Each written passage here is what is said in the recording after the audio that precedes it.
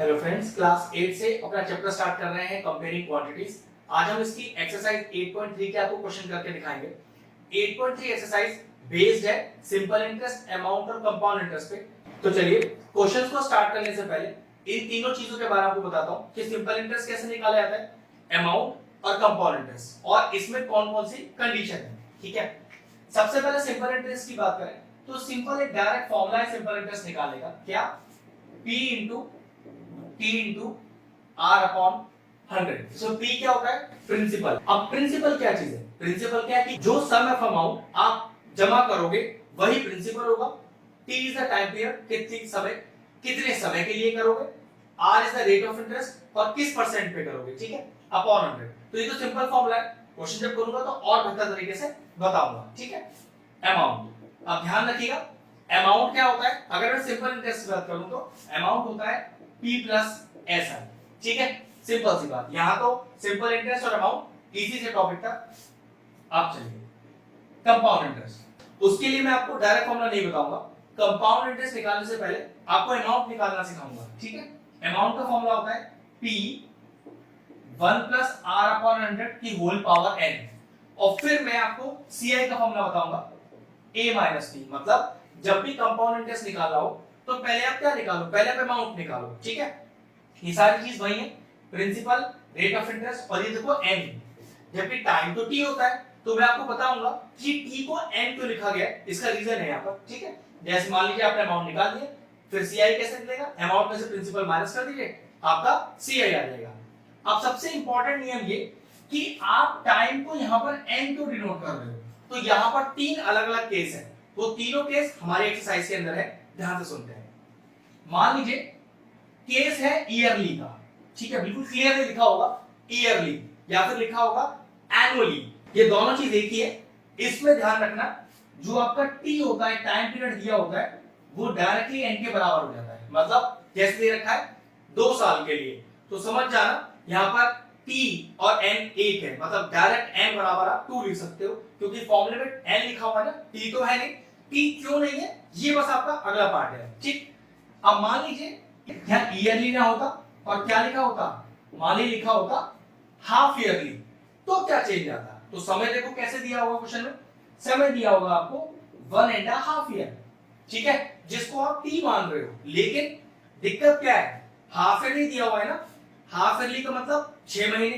तो अगर मैं आपसे पूछूं कि 1.5 साल में 6 महीने कितनी बार आएंगे, तो देखो 6 महीने 6 महीने 6 महीने, भाई 6 6 6 हो गए 1.5 साल, तो यहाँ n हो गया 3।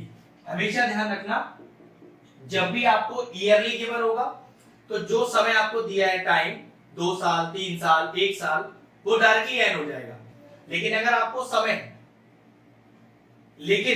आपको क्वेश्चन में हाफ ईयरली वर्ड लगा के दिया हो, तो ध्यान रखना गिवन समय को आपको 6 के इंटरवल्स में तोड़ना है। जैसे मान लीजिए आपको 2 साल दिया होता, तो n कितना हो जाता, 6 महीने 6 महीने 6 महीने 6 महीने, मतलब 2 साल में 6 महीने 4 बार आएंगे, तो यहां मैं n को 4 लिख देता। 2.5 इयर्स, तो भाई 6 महीने 2.5 साल में कितनी बार आएंगे, 5 बार आएंगे, तो n 5 हो जाता। मान लो टाइम ही आपको 6 महीने दिया होता, तो 6 महीनों में 6 महीने कितनी बार आएंगे, एक ही बार आएंगे ना, तो n उस केस में 1 हो जाता। तो ध्यान रखना t और n हाफ ईयरली वाला केस, और अब जो मैं नेक्स्ट आपको क्वार्टरली बताने जा रहा हूं उसमें ही चेंज आता है। नेक्स्ट मान लीजिए आपको दिया हुआ है क्वार्टरली। अब क्वार्टरली भी क्या चेंज आता है, क्वार्टरली का मतलब होता है 3 महीने। हमेशा ध्यान रखना, एक साल में 4 क्वार्टर होते हैं, 3 महीने के। ठीक है, तो एक साल में 4 क्वार्टर 3 महीने के। अब मान लो आपको टाइम कितना दिया हुआ है, मान लीजिए आपको टाइम दिया हुआ है 9 मंथ्स, तो ये 9 मंथ्स तो टी है, लेकिन क्योंकि हमें क्वार्टरली दिया है तो चेंज करना है। मतलब 9 महीनों में 3 महीने कितनी बार आएंगे, मैंने बोला था ना क्वार्टर में 3 महीने दिए जाते हैं। जैसे हाफ ईयरली में 6 महीने का स्लॉट होता है, ऐसी क्वार्टरली में 3 महीने का स्लॉट होता है। तो 9 महीनों में 3 महीने कितनी बार आएंगे, तो आपको 3 और 3 बार आएंगे। तो यहाँ डायरेक्टली n का वैल्यू क्या हो जाएगा, 3 हो जाएगा। मतलब टाइम तो आप 9 महीने लिखोगे, जो फॉर्मूले में n है वहां आप n को लिखोगे 3। और बताता हूं, मान लीजिए आपको 1 साल दिया हुआ है, टाइम दिया हुआ है 1 ईयर, ठीक है, लेकिन दिया क्वार्टरली है, तो चेक करो कि 3 महीने एक साल में कितनी बार आएंगे? तो पक्की बात 4 बार आएंगे ना, 3 महीने 3 महीने 3 महीने 3 महीने, हो गया पूरे एक साल। लेकिन 4 बार आए तो यहाँ पर डायरेक्टली n का वैल्यू क्या हो जाएगा? 4 हो जाएगा। तो यहाँ पर इस तरह से t और n का रिलेशन है जो यूज करने के लिए सिर्फ होगा हाफ ईयरली और क्वार्टरली में। ईयरली में तो t और n बराबर होता है। अब ये पूरा कंसेप्ट हुआ SI, अमाउंट और CI का। अब चलिए इसकी मैं क्वेश्चन स्टार्ट करता हूं। चलिए एक्सरसाइज 8.3 का क्वेश्चन नंबर 10 करते हैं। मैं अपनी बुक से पढ़ता हूं, आप अपनी बुक से पढ़ें। क्वेश्चन नंबर 10 कह रहा था population of a place increase to 54,000 in 2003। मतलब 2003 तक पॉपुलेशन बढ़कर 54,000 हो गई है। At the rate of 5% per annum find the population in 2001, जो फर्स्ट पार्ट है। तो 2003 की दी है, 2001 की निकलवा रहा है। तो ऑब्वियस सी बात है अगर आपको बाद की पॉपुलेशन पता है तो वो अमाउंट की तरह यूज की जाएगी, और जो पहले की पॉपुलेशन है जिसको आपको निकालना है वो प्रिंसिपल होगा आपका। ठीक है, ध्यान रखिएगा। तो अमाउंट कितना हो गया एक तरह से आपके पास, बाद वाली पॉपुलेशन आपके पास है 54,000। रेट ऑफ इंटरेस्ट और टाइम देखिए, रेट ऑफ इंटरेस्ट 5% का दिया हुआ है, तो चलिए लिख देते हैं rate r is equal to 5%। और टाइम चेक करो, 2003 की दी है और 2001 की मांग रहा है, तो टोटल कितने साल हुए? 2001 के बाद 2002, 2003, तो टाइम हो गया आपके पास 2 साल, टाइम हो गया 2 इयर्स।